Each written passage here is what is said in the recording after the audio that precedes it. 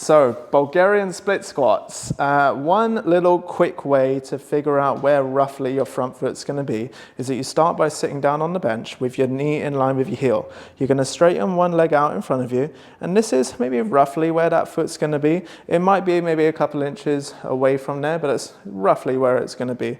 So for Nereus, he's just going to stand up for me. And then from this position, he's going to lift up this back leg and place it on top of the bench. So from this position, there's a few different ways that you can position the foot. You can have the toes going directly into the bench, or you can have the foot going completely flat from here.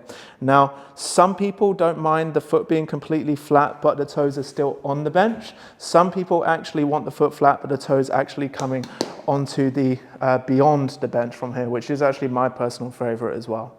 Okay, now from this position, we are going to create a slight lean forward with the upper body and push the hips back a little bit. Okay, so this is creating a hip dominant Bulgarian split squat.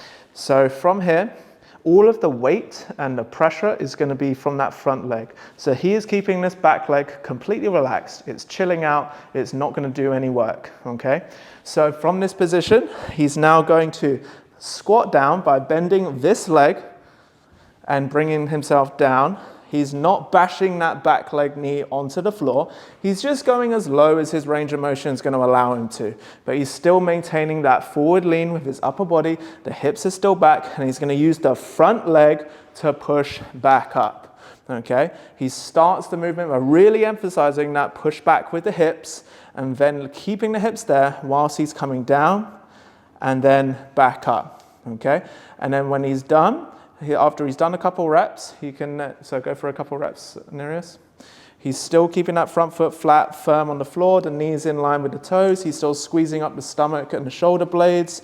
Everything is still tensed up. It's just the lower body that's moving. The upper body's completely still. Now, when he's done, he can just get that back leg back onto the floor.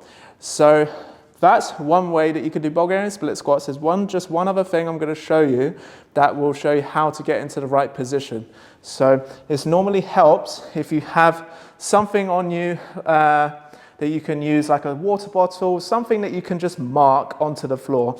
And that's just by getting your foot up first from here and then just marking on the floor. Okay, so my foot is too close to the bench for me to get down to the floor. So then I'm going to go a little bit further, and I'm going to get my back foot up again, and then I'm going to go down again and come back up. If that's still not, I'm going to go a little bit forward again, and I'm going to get my foot on. And the moment I get to the right position, I can then mark that point on the floor, and then every time I go in for my next set, I know exactly where to put my foot, and then I can get my foot up, and I'm going to be in that perfect position, ready to go. Just a little bit of another tactic. And that's Bulgarian split squats.